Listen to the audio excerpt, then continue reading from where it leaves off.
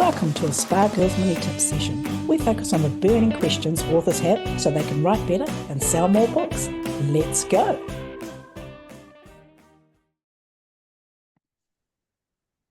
Hello everyone, welcome to the spa. This is another Spa Girls mini session, just like the Beatles had some musical sessions. We're at the spa having podcast sessions. Is that too much of a leap? Similarities between us Yeah, and the just Beatles. like the Beatles. We So are much, just right? like What the you're Beatles. saying is one day these are going to be worth multi-millions of dollars. Well, hopefully while we're alive also would be Yeah, could that be? like not once I'm dead, please. Like No, I need to yeah. make get the benefit. Anyway, Anyhow, sorry, I'll get onto the actual topic at hand. So we are doing Boost Your Positivity for Authors. So we've got 7 tips for how to boost your positivity today. Keep it up, as they say colloquially.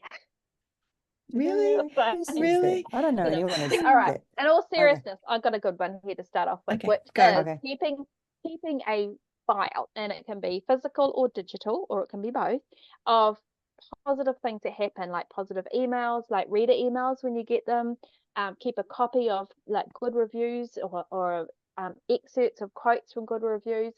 As you sell more books, you will get more interaction from readers, and I think it's so important that you keep, like I call it, a full file of those kind of things, because it's good to reflect back on, because we've mentioned in the past in previous sessions, it's human nature for a lot of us to focus on the negative kind of things or the negative reviews, and you forget the 99% of other positive things. So this is actually a tangible way of holding on to those.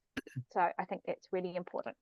Yeah, and when you're feeling down, what do? I You call go it and look through them. Achievies file as an achievement, and I call it Achievies as in CHEEVIES. And I actually keep it in my diary of my planner the month, and I write down. It's not just for me. It's not so much about reader things, but it's about things that I did, and it can be little things like signed up for XYZ workshop or whatever. But it's really important to remind yourself of the positive steps that you take yourself. And that probably leads on to mine, actually, which is keeping a list of what you've achieved each day. So it can be little or it can be big. In fact, the little the better, and can be something, depending on how you're feeling, on how the day's rocking. It can be something as simple as, ticking off your task list, or sending that email you needed to, or booking that cover designer, or like just little steps. And once you've got those down, you'll see just how much you've achieved in a day. And they're little pluses, little positives, little mindset boosts as to, in actual fact, I've had a really good productive day. And so those are little sort of mindset boosts that will just help you. So that's really important. It's easy for us to forget how much we've actually done in a day if you don't do that. I think that's the point of them. Because you go, I've done nothing, I've achieved nothing today. But then if you've got this little list for saying, well, actually, you did quite a lot. It just is maybe a lot of little things that didn't really seem like that big a deal or whatever. Then it's a way to remind yourself. Which kind of leads into mine, which is actually celebrating the achievements and the wins. So you've got your list and you did some great things. And then suddenly that led to you actually achieving a launch for a book, publishing a book, or even finding out how to format something, all those little things add up to the book as a whole. And each time you achieve one of those goals, it's one thing that you've learned that you can use in the future and get better at, and not have to think about sometimes, because it's just automatic now. The more you do it, the more automatic it becomes. But the actual celebration, it should be more than automatic. It should be something that you factor in your time, but like truly appreciate what you did. Exactly. And we don't, and not just say, we finish a book. We don't. We don't do it enough. I better start the next one.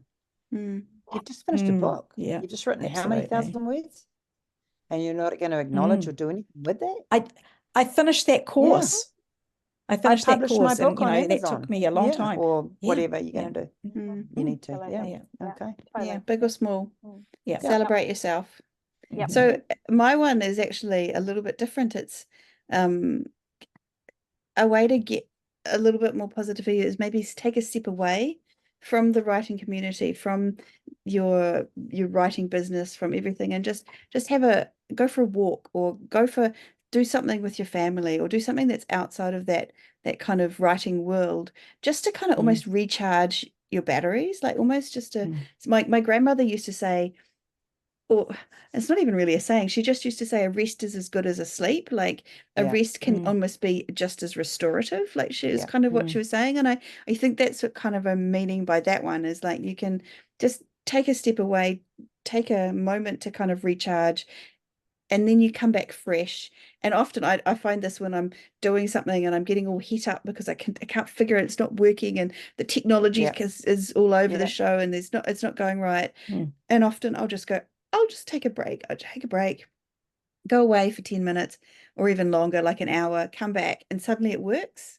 And actually what that often happens when it's end of day for me, like I'm tired, I'm grumpy, can't be bothered doing it anymore. I stop and I'll come back the next morning, and suddenly it takes me 10 minutes and I figure it out, you know? So just step away.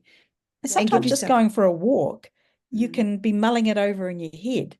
It doesn't feel as stressful because you're not sitting at a desk trying to force it to happen. It's just, percolating in the background. It might not even be clear that day, but I think the more you do that, the easier it is to get over it. And it's sitting.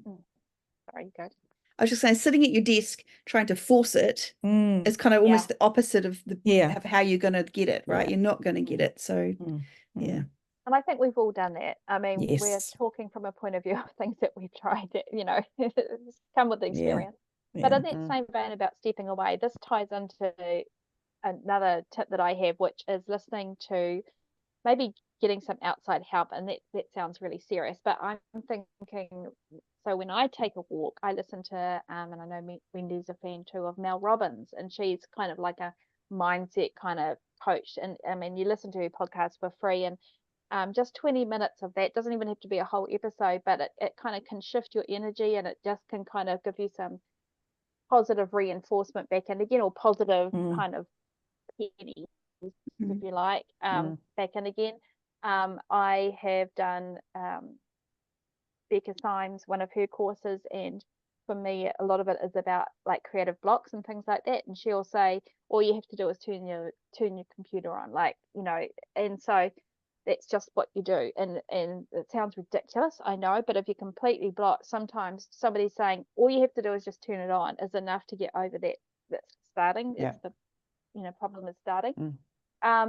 We've had Renee Rose on, we've had Lisa Vino on. They talk a lot about like mindset coaching and that kind of thing. You don't have to spend money, but you can, obviously there's all different things out there, but I guess fundamentally it's really important to know you're not alone, and a lot of creative people do need some help in this area, because we spend a lot of time in our heads, and sometimes those heads can get very tangled up. So it's really good to get some clarity, some positive from a third party source. Exactly. And so I want to talk now about celebrating other people's successes, and appreciating others too, because that philosophy, I'll have some of that too, please. So like if you're putting out that positive vibe, you're like we do that a lot with each other. Like if Cheryl has a win, we're like 100% behind her, we're so excited for her. Same with Trude, same with Shah, same with me. And it's a feel good thing, and you do that because you're positive, you want to build them up. And I think that celebrating other people's successes is a huge part of you succeeding yourself as a writer, because this is an all-inclusive community for the most part. And once you've got your tribe, make sure that you're all equal and you're building other people up too, so you get that buzz back too. So be a good community, do that with them. And I think for a lot of us, it's easier to celebrate other people than ourselves. So it's a good practice to get into the idea of celebrating. And it's nice for other people to feel that too. Absolutely. When someone says, when you say to someone, man, that was awesome, you did such a great job there. And you always get that, oh, cheers, mate, thanks. It's like a little endorphin rush for both of you, And it's the opposite side of that. And the reason why I think this is a good thing to learn to do is that in the past I had always sort of seen someone and kind of almost felt a tinge of jealousy, like almost like a, why did they have that success and why can't I? And so it's a really good way to, and it's negative, right? That's not a good way to be thinking. So it's like to be really consciously kind of turn that around and go, that's amazing. That's what they're achieving is awesome. And I'm, you know, and be genuinely happy about it. It's not only good for them and is giving them a boost, but it's also good for you. Like you're not, so you're not sitting there being this crunched up, angry melon. You're actually kind of celebrating other people, you know? It's not like you have to pretend that you don't want it as well. You do want it. You want it as much, sometimes even more. But that's the way the cookies fell this time. And next time they'll fall your way as long as you work hard. And I think that leads us into the fact of a good community member. And you need to be that person to all of the people you associate with in your author career, so that you're not just taking, you're giving back. And I think when you do give back, more comes your way. You know, people are more willing to help you out if you've been understanding or compassionate or just there for them. And that's inspired. That's what we do for each other, and we wish that for all of you out there. Absolutely, you want to be, and you know, that's how you get invited into collaborations or anthologies with other writers and things. You're a good, you know, you want to be the person that other people want to work with, right? And also work for, be treating your service providers, your designers, your, you know, whoever else you're using or dealing with in a business relationship, be respectful of them. And, you know, I think it's important too. Professionalism and politeness goes a long way. Yes. Brilliant. Yes. Yeah. Well, I think that's it for this session. So I'd like to say thank you very much for joining the Spa Girls on another mini session. We hope to see you next time. Take care. Later. Bye. Bye.